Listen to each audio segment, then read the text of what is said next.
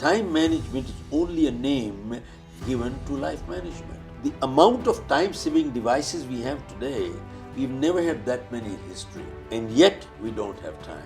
In life, direction is much more important than speed. If you want to build a relationship, we have a physical relationship. Let's have a relationship with people where you are comfortable. There is an emotional connection, not just physical connection. They're looking at roommates, not soulmates. There's a big difference here. Yeah. If values are subjective, then every criminal in this world should be released. Today's parents are scared of their kids. They don't have the guts to say no to their kids. And that's the problem. Success means different things to different people. But if you have a holistic approach, which I said, family, financial, physical, mental, social, spiritual, all put together, then that makes life a complete picture. True. And that's really, to me, is success.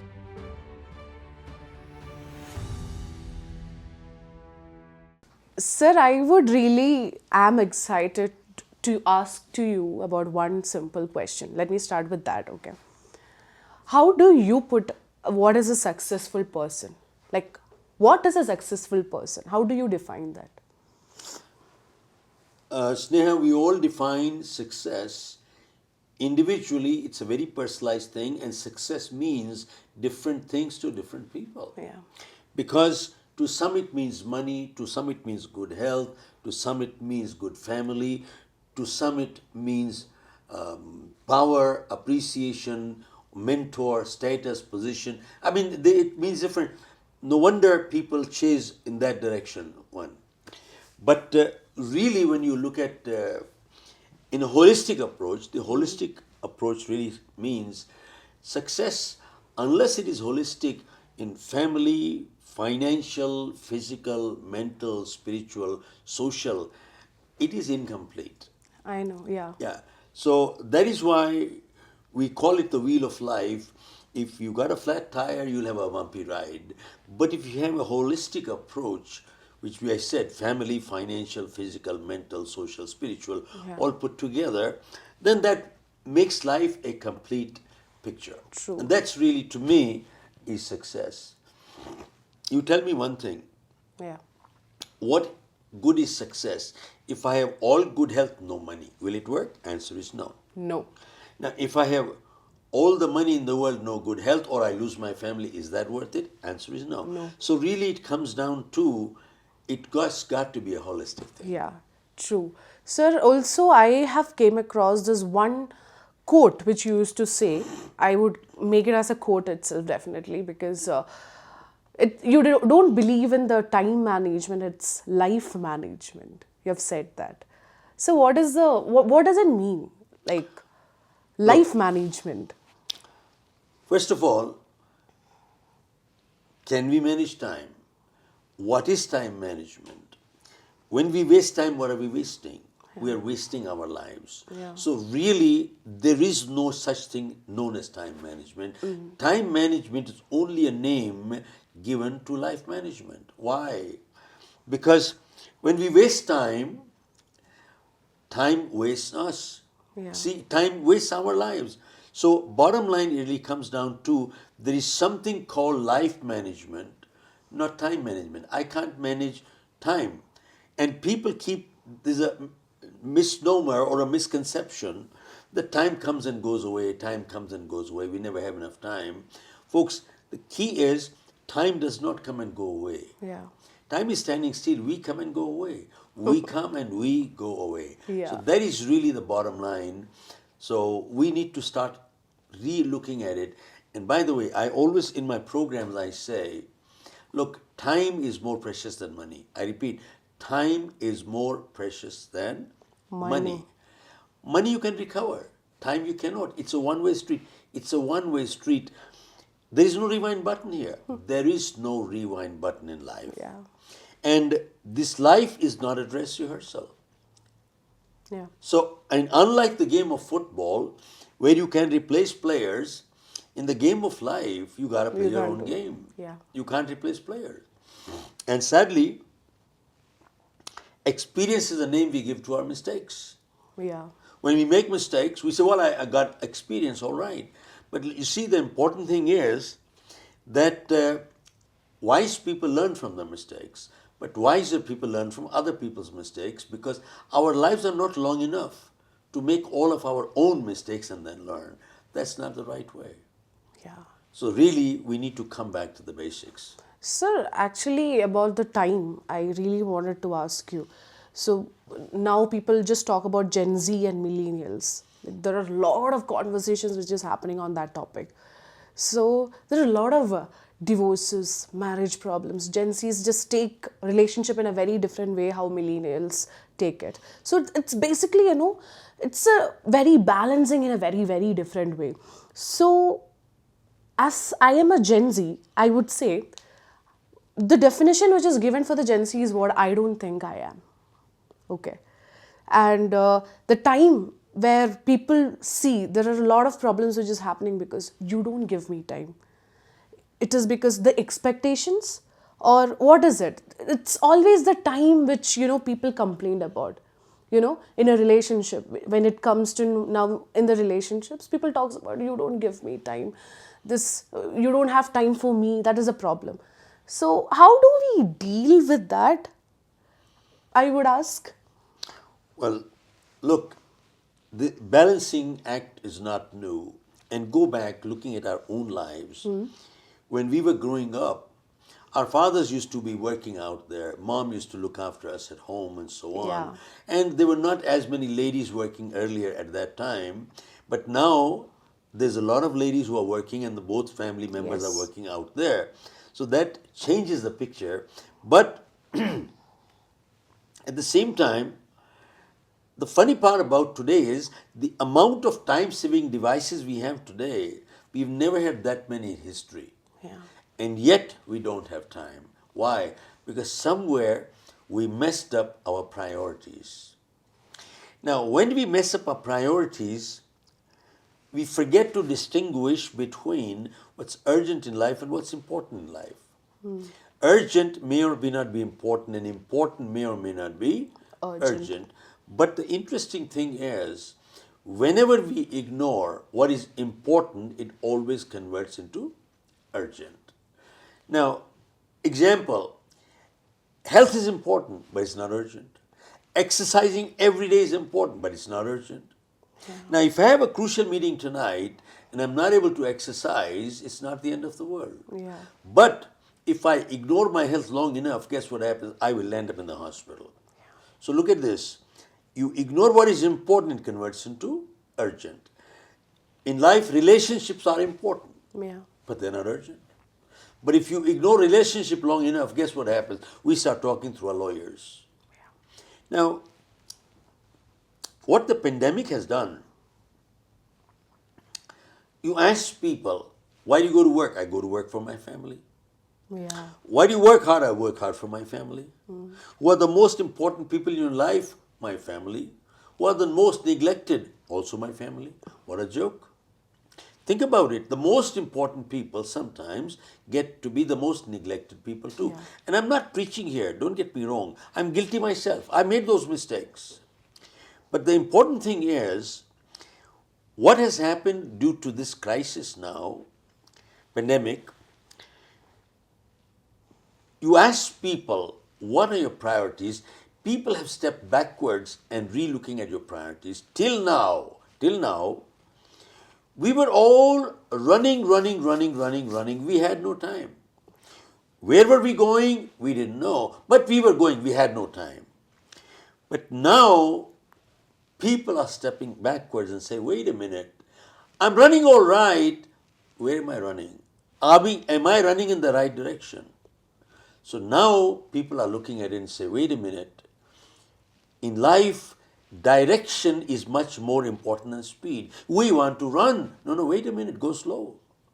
It is time to slow down. Yeah. Reevaluate priorities, check up your direction. Are you going in the right direction? And that's really what it comes down to. So priorities. So there was a conversation with one of my friend where it was putting out in a way that it was a priority for both of us. Like I was prioritizing her, she was prioritizing me. But by the time there was a point where that relationship got in with a other, which we can say as a romantic relationship, which comes on top, and people categorize relationships.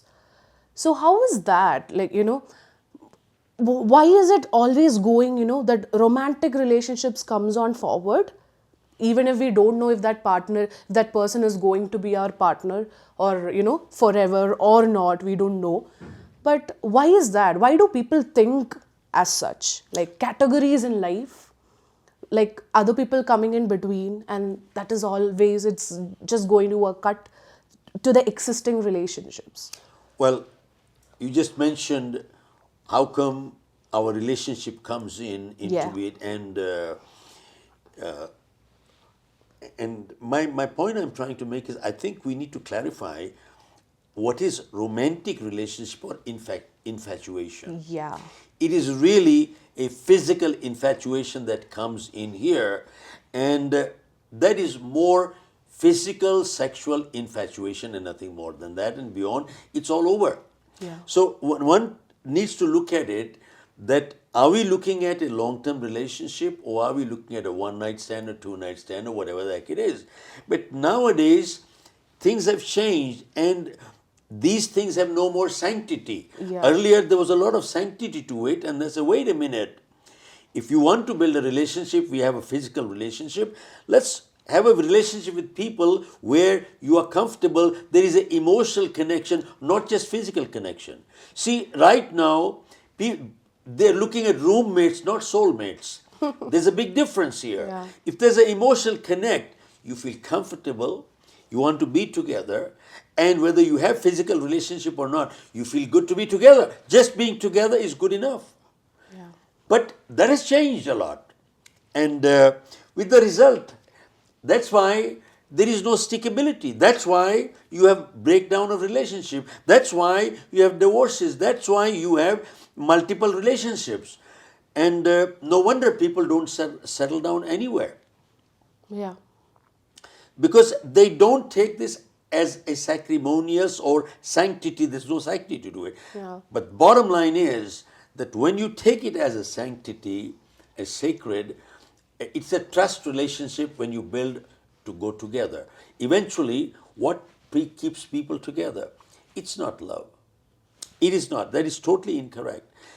Trust is the main thing that keeps people Very together. true. Very true. And the way I see it, trust in many ways is a much greater compliment in life than love. Very There are people we love but we cannot trust. Yeah. So bottom line really comes down to is if there is no trust, there is no relationship. You might as well walk away and pack up and get out. Yeah. It doesn't make any sense. Very true. So one has to look at the depth of relationship, not just relationship. Today, people are looking at social media. They look at everything here, back and forth. One negative comment on the social media upsets people right there. Suicides, lot of things Right? which is happening. Depression, suicide, and so on. What the hell? Why are we doing it? Yeah.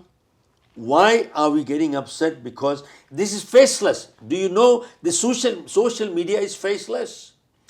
They made a comment.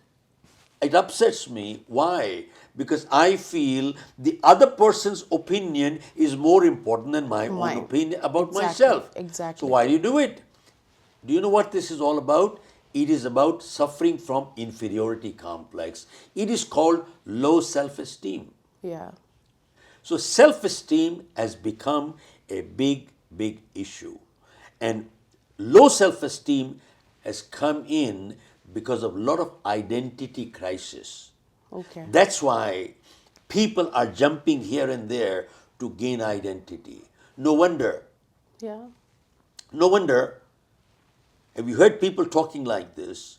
I never wear anything unless designer. Why? What's wrong with designer? Nothing wrong with designer. I like it, love it, live it, enjoy it.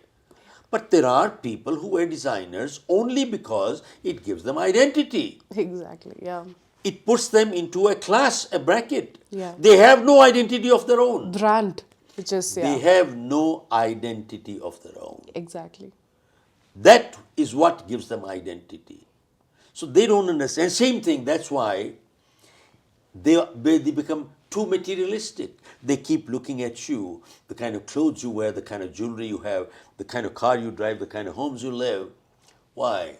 Because they judge your self-worth by your net worth. Exactly. Not only they judge your self-worth by your net worth, they also judge their own self-worth by their net worth. Yeah. No wonder they keep making comparisons with others. Yeah. How come they have this, I don't have it? How come they have this, I don't have it? How come they have it, I don't have it? See, they don't understand. People make things, things don't make people. And that is the key. And that is a missing component today. Now, just to put a false mask, just to show off to others, do you know there are so many people who buy things that they don't need with the money that they don't have to impress people who don't mean anything? Exactly. Tell me, what a life. Is this the way to go on? It's rubbish. It's just a show off. Sir, but there is a category where we call Gen Z right now, where we have put them into, as we told, social media, which is one of the major part of their life, right? So, do you think the choices or what is happening right now, it's they choose the brand, they don't have their own identity. What is right and what is wrong? How do we make people just put into their head that what is right and what is wrong? Or is there anything called it's like right and wrong in the society? What do you think about that?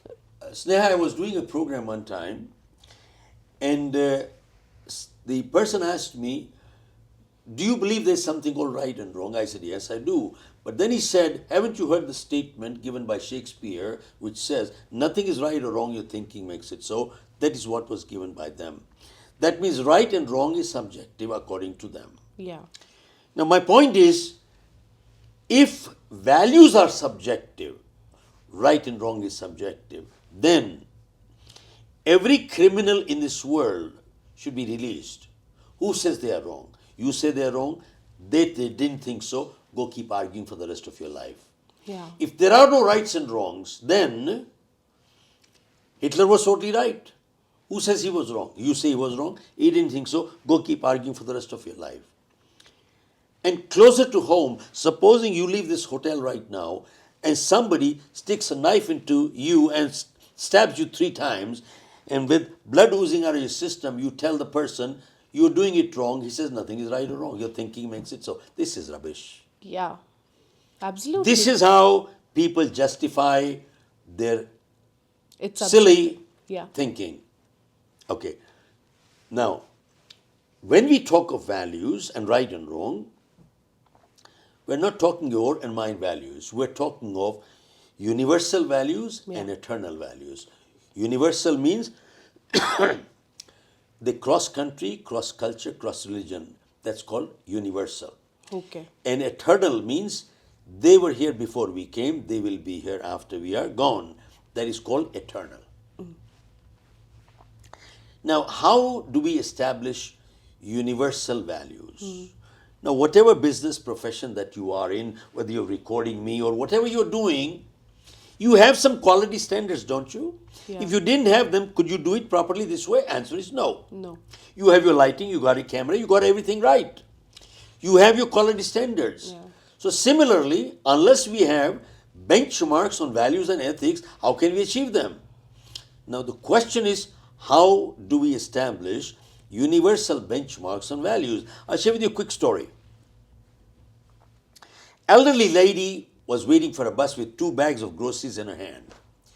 Right behind her was also a big boy waiting for the bus. Okay. The bus came. They both got on the platform. The bus was totally packed. There was only one seat available at the far end. The elderly lady started moving to get that seat. Okay. This big boy came from behind, threw his big arm around the lady, took a big step and a big step, and he took that seat. This lady fell on the floor. Bags of groceries got scattered. She was lying helpless. Now, there were many passengers in the bus. One of them was a sophisticated lady. She started thinking, how clumsy of this boy. She's looking at the manners and etiquette. There's a lawyer who thinks there must be a law against this kind of behavior. There's a surgeon who thinks this lady must have broken 3 ribs. Yeah. Fourth, a psychiatrist who thinks this boy is psychotic, needs mental help. Look, four people thinking four different Different ways. ways. Manners, legality, surgically, and mentally. Not one of them asked this question, was his behavior right or wrong? Now, my question to you is, should this boy have behaved like this with this lady? Yes, no. No. No. Should anyone behave like this with anybody? No. Okay. The moment you answered no to the second question, should anyone behave like this with anybody? That's called universal. It's across the board. Yes, sir. Yeah. That is called universal. Keep in mind, identifying values, establishing benchmarks on values is not difficult. Yeah. You know what is tough? Is facing up to them. That's why we choose not to clarify, stay confused, so we don't have the guts and courage to face up. When you talk of values and ethics, think about it. Every doctor that graduates has to take an oath of Hippocrates. Are you aware of that? Every doctor Yeah, has to. yeah. How old is that oath? It is 2000 years old. How long is that oath? It's one paragraph. If you read that paragraph, do you need any more values than that one? Every lawyer that graduates has to take an oath of code of conduct. Yeah. How long is that oath? One pager. Every IS officer, IPS officer, every judge, every parliamentarian, member of parliament, they all have to take oath. How long is that oath? 5 lines. Yeah. You know something, establishing these criterias on values is not that difficult. What is difficult is facing up to them. Yeah. Very true. That's why we choose not to clarify. That's all. Clarifying is not. So this point that you're bringing out, it is subjectivity of right and wrong. I don't agree with that. Yes, there are some areas which are different. We have to look at it another way. Yeah. But go ahead. Sir, actually, the example which you have given, bringing up on that point, I would say there are a lot of people who feels guilt, about doing things, or okay, I've done this. So the guilt feeling. There is a lot of situations where even I have faced that. Okay, I have to come up and how do I face that situation, or the fear? Maybe I can put that way, fear, or maybe any rejection or anything like that. How do I personally will deal with that? So Well, there are three questions in one here now. Yeah. One is guilt part. Second, rejection, fear. How do I face all these things? together, sir, I would say. Look, what is guilt? My opinion, the way I see it, guilt is good. Why is it good? Guilt prevents us from doing wrong. When we are about to do something wrong, something pulls us back. So, wait a minute, don't do it. Don't do it. Inside, it prevents you. And let me share with you, all of us have made mistakes in life. Yeah. If you know somebody who's never made any mistake, then you know somebody who's never done anything anyway. Making a mistake is not the end of the world, but realizing and repeating is the end of the world. Now, there was a time when we made a mistake earlier. We used to have a remorse. Remorse is what? Guilt. We used to have a remorse. Yeah. Remorse was, why did I make a mistake? But today, people don't have remorse because they made a mistake. They have a remorse, why did I get caught? This is degradation of value. Yeah. Absolutely. So when you look at it, it is your inside speaks to us, our conscious, our guilt, or whatever, it speaks to us, and that is a navigator to us. When you're going off track, it says come back on track. Go off track, you come back on track. And that's the whole idea. Unless you want to destroy and kill your conscience and say, all right, to hell with it. Which people do, by the way. Yeah. Which people do. Yes. Politicians, they have no conscience. It doesn't matter. They'll sell their country for money. They have no conscience. Where is the conscience? And that is what many times you see in the current generation, the Z or the millennial, whatever. You find that many people knock off their conscience and that's about it. But it is up to us. We have to live with ourselves. So guilt is good, obviously. Well, it is a Navigator puts us back on track if we are off track. It's like a compass, moral compass, that brings us back again. And that's really what a person needs sometimes. If I feel that personally, that if I have to go to someone and apologize about what I have done, about the guilt, which part, how do I take my, my conscience to come forward and yes, you have to speak up? Or I would ask these questions in a very different way, sir. Apology, we would say. Is it always right saying it loud? Let me share with you two scenarios. Okay. You just talked about apology part. Yeah. Apology, you are seeking apology or you are forgiving somebody for a mistake that they Yes. have done. Start from self. When we talk of forgiveness, forgiveness always starts from self. Yeah. Many times in life, we keep punishing ourselves for our past mistakes by retaining guilt and resentment Okay. more than others ever punish us. We keep punishing ourselves by retaining guilt and resentment. Now, there's no person who's not made a mistake. Again, I said, realizing and repeating is the end of the world. One should not do it. But when we realize it, then at least there should be a cutoff point, isn't it? Yeah. Because guilt and resentment is what? You are carrying excess baggage. And excess baggage is always you have to pay the price. With your blood pressure, your health, and everything, you'll have to pay the price. You have no choice. Yeah. So, we need to forgive ourselves first for our past mistakes. Exactly. Okay? And if we can't forgive ourselves, how can we forgive anybody else? So, we can only give what we have. How can we give what we don't have? Yeah. So, one is we need to learn to forgive ourselves for our past mistakes. But forgiveness does not mean, oh, there are many people, holy people so called, they say go take a dip in Ganges, all your sin will be wiped out. Oh, that's rubbish. I don't believe in all these things here. Yeah. And then do it again and do it again. You keep taking baths and doing it. That is, I don't agree with all those things here. But the bottom line really comes is, yes, at some point, should there be a cutoff point in life, or do we keep punishing ourselves for the rest of our life till death? That does not make sense. Bring a cutoff point, forgive yourself, move forward, learn from it, don't do it. Which is what really saying is, look, I made a mistake. I seek forgiveness. I apologize for my mistakes. I made a mistake. I learned from my mistakes. I won't repeat my mistakes. I'm not proud of my mistakes, but wait a minute, I am not a mistake. I am not a mistake. Yeah. Okay? Yeah.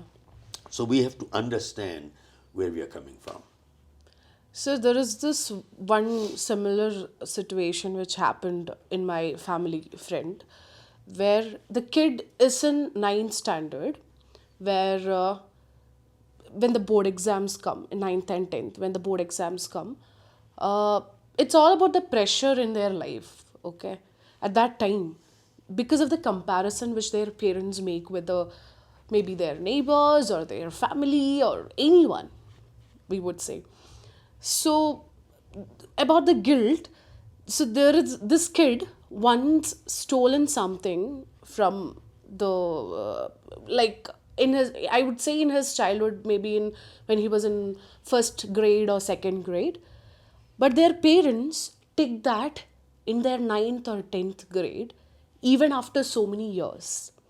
Okay, and just when the kid is in a very suppressed situation where they are facing a lot of maybe in the school or anywhere, they're seeking help from people, without the parents knowing from outside. So one of my friend is a psychologist also. So she asked me to talk to her, the ninth grade kid, Regarding? regarding, I don't know, I There wanted is help. something wrong when they were in I first need grade. help. No, when Yeah. they were in the first grade, Yeah. they Stole stole something. something. Yes. So now what happened? Now they're in the ninth grade now. In the ninth grade, Yeah. and when some fight happens in the house Yeah. about any exams or anything, the parents took that word by, okay, you did that and you're the In the same. first grade. Yes, you're the same. Yeah. Where they are totally going down with the same situation, right? They're going on the loop of what happened before. And they're seeking help from other people without their parents knowing. I need help. I don't know what is going on with my mind. I can't concentrate on my board exams. Like, so they're not able, they are guilty about what happened in their first grade, and now they are not able to open up to their parents also. So what is the scenario, or how can we handle all these kind of, is it the parents which they have to understand about their kids, or do you think that nowadays it is possible that parents can understand these kind of situations? But tell me, in this particular situation, what is the source of the problem? Who's creating the problem? Parents or the kid? Kid did something in the first grade. Yes. Advertently, inadvertently, it was wrong. Period. Done. Yes. It was over. Finished. Yes. But now, carrying 9 years, the same thing again and again, and reminding the kid that you stole, you are a thief. You are stole, you are a thief. You are a thief. They are reinforcing what? Who is at fault? I think the parents. Okay, there you are. So problem is with the parents. So that is what, sir. I just wanted to know if the parents can change their perspective about all these, or is the kid or the parents who need the therapy, or anything, like, No, what is the source of origination? Where is the problem starting? Parents. So who needs therapy? Parents. Well, you answered your own question. Now let me share with you. Once it so happened, a very senior IAS officer, he was secretary rank. Okay. His daughter was, I think, about 18, 19. And in fact, I'm writing a book on parenting also, that's coming later. But this man came and said, Mr. Khera, I need your help. Can you counsel my daughter? Okay. I said, what is it? And he said to me, he said, she comes back from school about 2, 3 o'clock, whatever, and then she sits right in front of the TV, and right till 9, 10, 11, she's just watching TV. No matter what we say, she just does not listen. She's only child, one daughter, that's all we have. But she just sits there, never listens to us, never changes anything, and that's about it. And no matter what we say, she doesn't care. She doesn't care. Okay. So I said, you are secretary rank. The guy has to be close to 55, 60, somewhere. At that age, IAS officer, senior guy. I said, tell me, how long has this been going on like this? This is not overnight. How long has this been going on? He says, well, 8 years.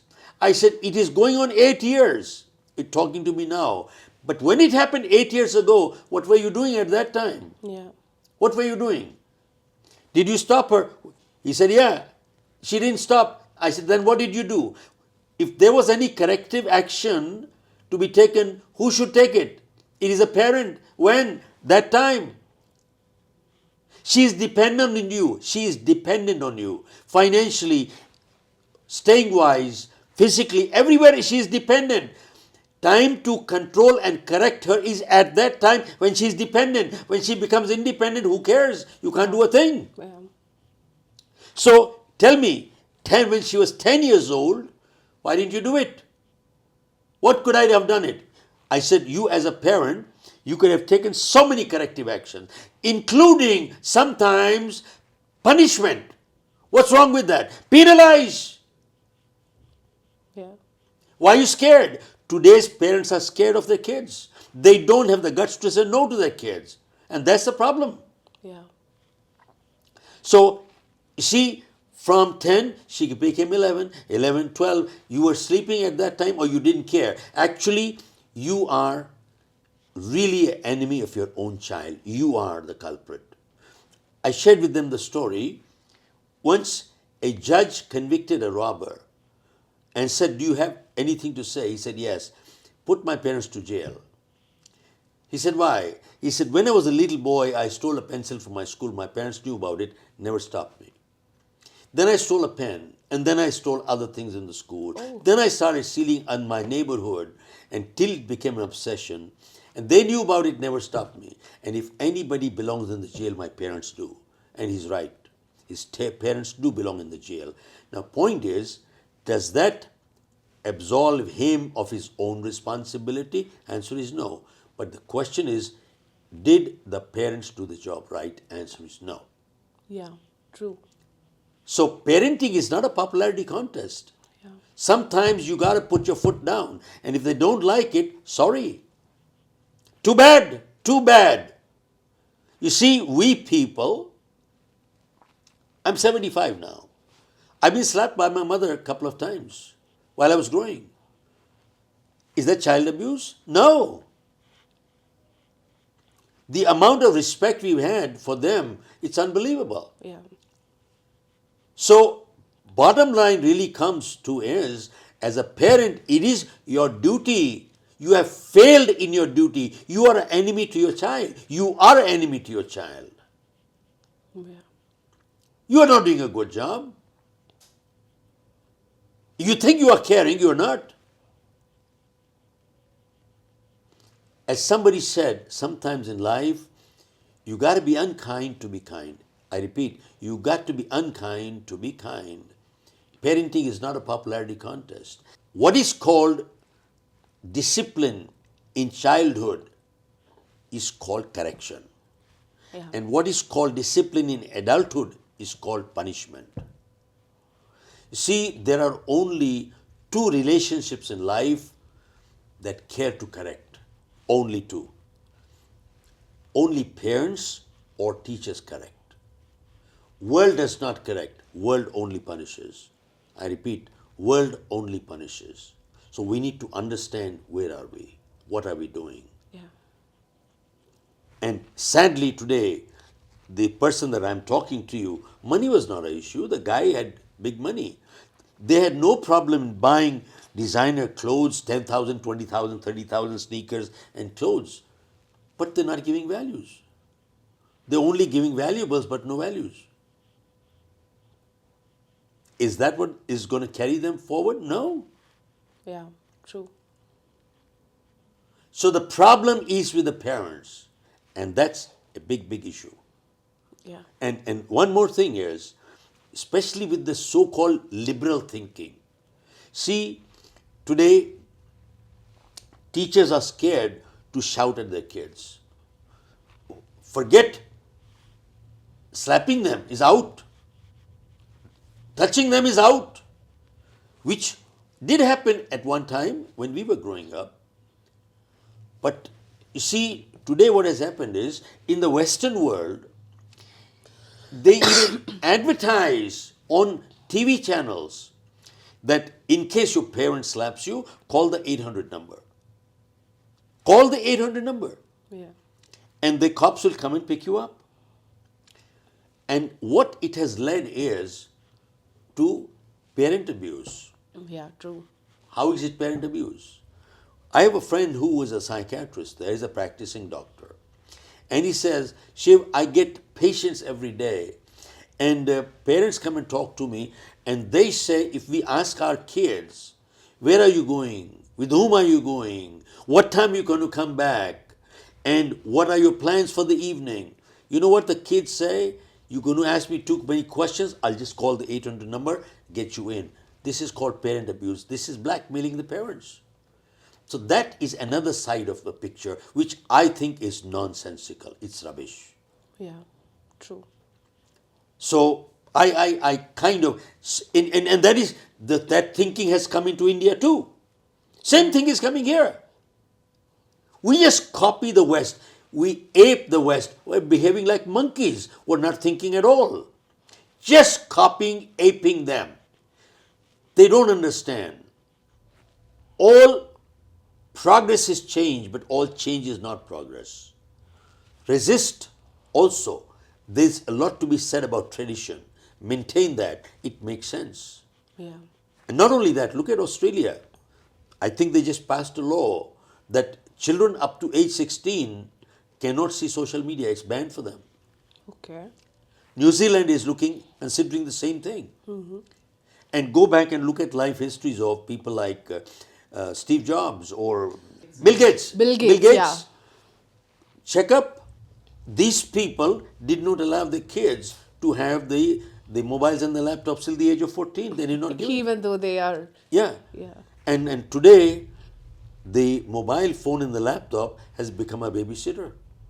That's become the babysitter. Yeah.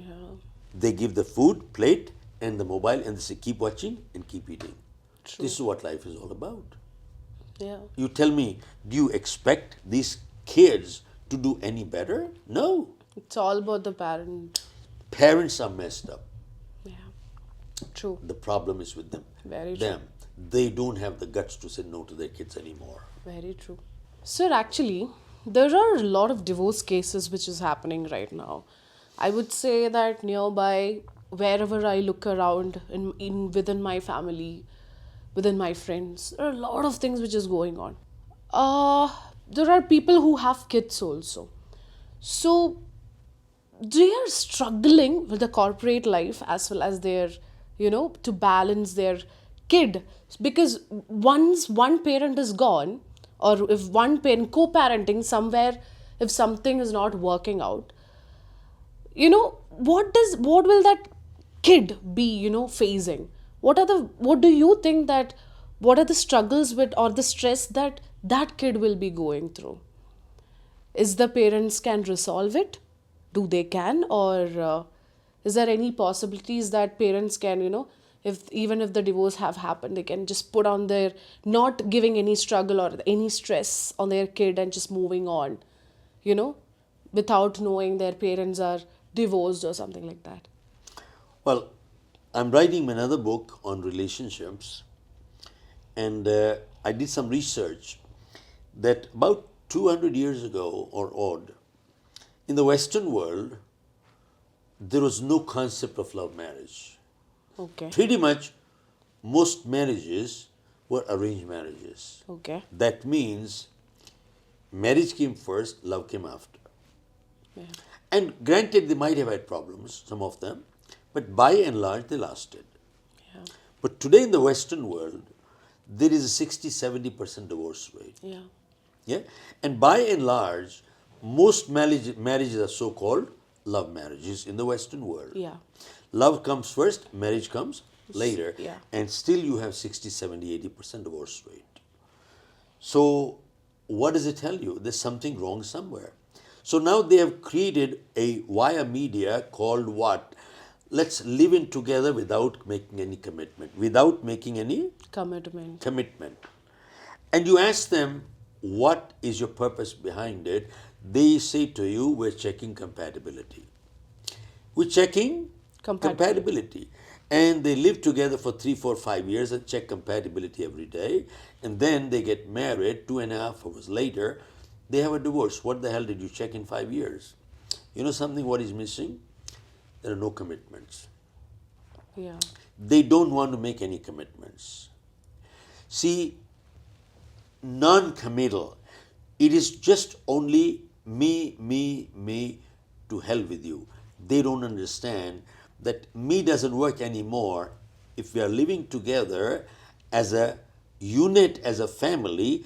Then the we comes together. Any decision we make is not based on me, it is based on, let us see the paraphrase entire completely, the family, children, kids, spouse, everybody, because what I do impacts you, what you do impacts me. Very true. So we have to look at it from that perspective. And sadly today, people only are looking for me, which is totally the selfish part today. Only self-centered, me, and sadly, media has taught them, oh, do what feels good, do what feels good, do what feels good, do what feels good. Even parents tell their kids, do what feels good. Now you see, I come from the old school. Yeah. We were taught feeling good is a natural outcome of doing good. You do good, you feel good. Yeah. How can you feel good when you don't do good? Very true. So now The question is there something called good and bad? Now this comes back to the same question, We right and wrong and good and bad. Yeah. See, if you are good, you do good, you do good, you feel good. This is the equation, that's how it works. And if you are not good, you don't do good, you don't do good, how do you feel good? You don't feel good. Now, look at this, but people say, whatever makes you feel good, subjective. Now, supposing you are walking on the street and somebody slaps you and take everything away from you, all your jewelry and everything, that's what makes this person feel good. So he's getting a happiness, enjoyment by doing that. Look, happiness is important, but source of happiness, how do you get your happiness from, is even more important, and that's based on our values. Go check out. There are people who are Rotarians who do social service. They organize blood donation camps, eye camps, they organize all these things, and all day long they keep helping them, and at the end they feel so good. They feel happy by doing such things. See, their source of happiness is this. Whereas another person who is a mugger beats you and takes your things away, his source of happiness is that. And then you hear this one thing, to each his own, to each his own, to each. What is to each his own? You justify all kind of nonsense and to each his own? That is rubbish. Yeah. Totally nonsensical. Yeah. To each his own. Then if you go back, then go back into the epics. Why did you even have the war between Ravan and Ram? I mean, Ravan took away Sita, so to each his own. He said it's right, that's the way he thinks right. But why did you fight? Then let it be. You should have said, all right, you keep it, I'll get another Sita. But he didn't say that. No, he said, I'll kill you. I'll kill you, I'll fight you. I don't tolerate kidnappers. So he fought. What have we learned from our epics? Nothing. Nothing. Nothing. And that's sad. We keep listening to all these channels, the spiritual channels. For 5,000 years, nothing is registered into the head. Absolutely, it's a waste. Yeah. Sir, through the divorces, as coming to the same question, do you think that the kids are the one who's going through a lot of stress? Yes, kids are going through a lot of stress, no doubt about that. You see, another study which in the Western world, and I'm sure the same thing's applying in all over the world, see broken families, single parenting creates many different kinds of problems. And chances are, where single parenting is applicable, the kids going astray are much greater. Much greater. Even them getting on the drugs are much greater. That's single parenting. So one challenge is single parenting. And there's a second challenge, parenting a single child. Many people have only one child. And that child many times either becomes lonely or whatever. There's so many factors involved, parenting a single child. So there are multiple things that a person has to look at. And sadly today, you hear parents keep saying, I'm like a friend to my kids. I'm like a friend to my kids. Well, look, your kids have enough friends. They need parents. They do need parents. And when we talk of parents means there should be a healthy respect for parent. One, healthy respect. Two, there should be a element of healthy fear. Yeah. They should also understand that doing wrong has consequences. You just can't get away. That is called a healthy fear that also keeps people on track. And I feel that is imperative. Yeah. Also, the same way, sir, there are a lot of people who thinks that there are a lot of other perspectives where people think that how a marriage works. What is a marriage, sir? Or how does it work? To make it work is a very difficult task where people are facing right now. Well, Sneha, what I can say to you is there was a couple that was married about 50 years together, and then somebody asked, how did you manage 50 years and you were still together? And their only answer was, we hated each other on different days, not the same day. We hated each other on different days, not the same day. you know what it comes back to at the end of the day? People say it is compatibility that keeps a relationship going. That's not true. It is not compatibility that keeps people together. It is our ability to live with the incompatibilities in life. Have you ever seen a compatible couple in this world? None. Are your parents compatible? None. Are employees compatible? No. There is adjustment. There is Yeah. adjustment. And today, people don't want to do that. Why? I already said before. It is the me, selfish, self centered, do what feels good, me, and that's all. To hell with you is the word. To hell with you. And it doesn't work that way. It doesn't. Yeah. And one thing that technology has done also, I wouldn't say it's technology, but today's kids are stuck with the computers, literally stuck. They can spend hours and hours and hours in front of that machine. They're very comfortable with the computers, but the flip side is that they have become uncomfortable with people. Yeah. They are uncomfortable with people. And that is what is creating a major, major problem here. Very true. Because I've been, there are a lot of friends of mine who says that, can you text? I'm not able to talk on call. Can you text what the scene is or what the problem is? You know, so they don't want to talk to people. Socializing is very, very, very low or very less, we would say right now. And what they call socializing for so-called friends go for dinner, and each one Phone. places a dinner, and after the dinner is placed, guess everybody is doing this, and after that they have the dinner and they say goodbye. Oh, had a great evening. What, you never spoke to anybody? Nobody spoke to each other, Very true. and they come back home. It's ridiculous. It's a joke. I know. So how can you have any emotion connect? There's no emotional connect, none at all. Yeah. Very true, sir.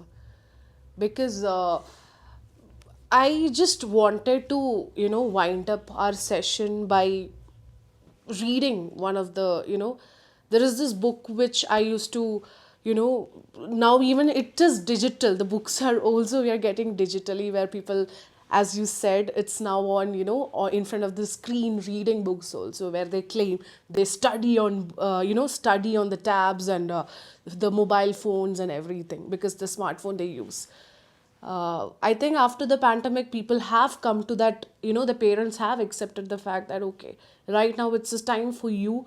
Okay, the parents also leave. So, what do you think about that, sir? Completely moving on to even the studies also onto the screen is right. Again, coming to the same question, but do you think that is a choice or is it a fact? I think it's a standby, or it is a consolation where you can't be everywhere, so you reach out to people through the media Yeah. and the internet or wherever you want. So this brings in the point of uh, online programs, online classes, Yes. online this and Very true. online that. Yes. All right. Now, have they been all successful? Answer is, the way I see it, they have not. They have not. Many people, including the work from home, the work from home culture, who stay home, stay home, stay home, it's not working. Now, many companies are saying either come back or pack up and resign and get out. This is what has happened. And not only that, in fact, the IT industry from US at one time fired almost 35% people from the IT when during the pandemic period. Why? Because they were working from home, so called. They were working from home. And they started moonlighting elsewhere, getting money from this company and moonlighting elsewhere. They were fired. And really, when you look at it, working from, does it work? I don't think so. There are so many distractions. People are watching TV, they've got kids, they've got dogs, they've got this, they've got lunch, dinner. I mean, there are all kinds of things happening everywhere. So, is it the same environment? Answer is no. Is it the same output? I don't think so. I disagree with that. And now, talking about the online program, I remember at that time the schools also started running online programs for school kids. Yeah. And my grandchildren also got on the system and put on that Walkman, and the guy was doing the laptop thing and doing online his class. But after some time, after he turned everything on, he was playing football. I said, "You are supposed to be there." He said, "Dad, Nana, I've turned that on so I can play, and then I'll go back there, right there." This is the kind of thing that was going on. I have run almost 200 and so odd webinars during the pandemic. But was I totally happy? Was it the same thing? Answer is no, it wasn't. This is like kissing a girl on the system computer and getting married and having babies like there. I mean, it doesn't work that way. It's not the same. Yeah, very true. So I kind of, I'm not a proponent of that. Yeah. Also, final question, sir. A lot of books are becoming, now movies, right? So, but I would really say that the way people explain, or the writers explain in their books, that is something very different when we read. And that is, I think, it's our own imagination. We create people, we create the images and everything in our imagination, but when we go to the movies, it is there. So is it completely different, or is it actually people can make the book the movies completely, or not? I think so. They can. Why Okay. not? See, Okay. important thing is that what are you picking up from the book? You are picking up a concept, an idea. You pick up a theme, and based on the theme, you create a story, a part of it, and script writing is done from there. And then you enact it and make a movie out of it. This is how it is done. So you pick up people, pick up ideas, people pick up scenarios, and translate them into cinematography. Yes. I think it is doable, and many people do it. They have been doing in the past Okay. also. But if there is a good theme, in fact, not only that, but I've been thinking myself, some of the ideas that I've had in the past, I've been thinking of making into a big screen movie myself. Okay. So these thoughts came to my mind, and maybe a year from now, in 26, I'll probably shoot for one movie and make it one movie per year, which is value based. So that message goes across much further. Okay. Sir, the we all know the history of, how you became a motivational speaker, or the early stages of your life. We all know about it. So about, insurance agent and everything, sir. So it is very inspirational for all of us. So if it is becoming a movie, how do you feel, or what will be the title if you're putting it?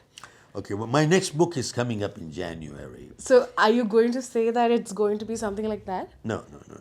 My next book, the title is Live While You Are Alive. Live While You Are Alive. Alive.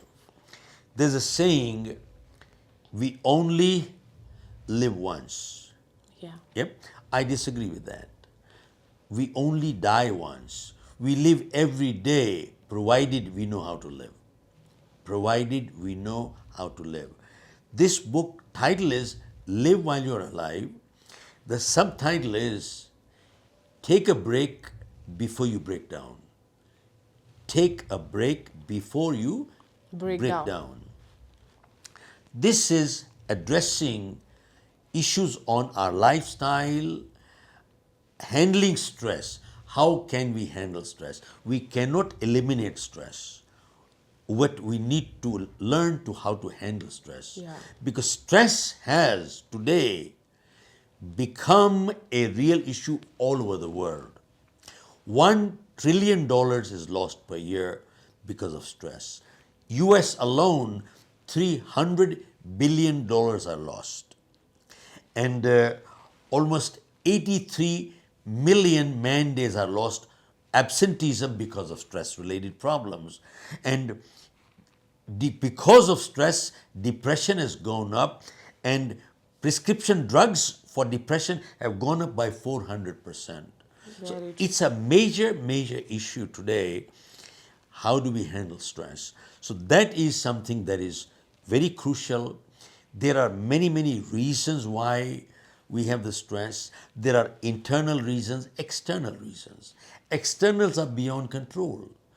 Traffic, death of a family member, political turmoil, war. I mean, I can't control all that. Pollution. I mean, I can't do anything about it. But there are internal matters. Traffic jam outside. Now, traffic jam is something is external. I didn't create it, but it happened. But internally, I have a choice to make. Yeah. Do I react or respond? Reaction is negative. Respond is positive. There are people, while they're commuting, they say, well, this is a good time for me to pick up a book, read something, or listen to a motivational tape. Or what? They utilize that 1 hour and they go through it. They are responding. Same problem, same traffic jam. One is stuck. See, think about it when we use the two words, responding and reacting. You go to a doctor and the doctor asks you, how are you feeling with the medication that I gave you? And your answer is, I'm feeling very good. And doctor says, good. You are responding well to my treatment. But if you said that I'm not feeling good, I got allergies, I got rashes here, I got 5 side effects, and the doctor says the medicine is reacting, stop the medicine. Medicine is reacting on you, stop it. So response is something which is called proactive, Yeah. and reaction is reactive, which is after the event. But that's where we go wrong. Very true, sir. And there are a lot of things, but short of time. But thank you so much, sir, for your Thanks a time. lot. And there are a lot of things which is right now, clarifying. Hope our viewers is also, there are a lot of people who are stuck in their life, and motivational speaking is nowadays coming on forward with the people. Even in India, there are a lot of people who've been youngsters who are coming out and saying that, okay, I need to be a motivational speaker, I need to inspire people. And sir, you being, for us, the words you say itself, something is really big for us. And thank you for your time, sir. I'm grateful. Thank you, Thanks sir. for Thank inviting you. me.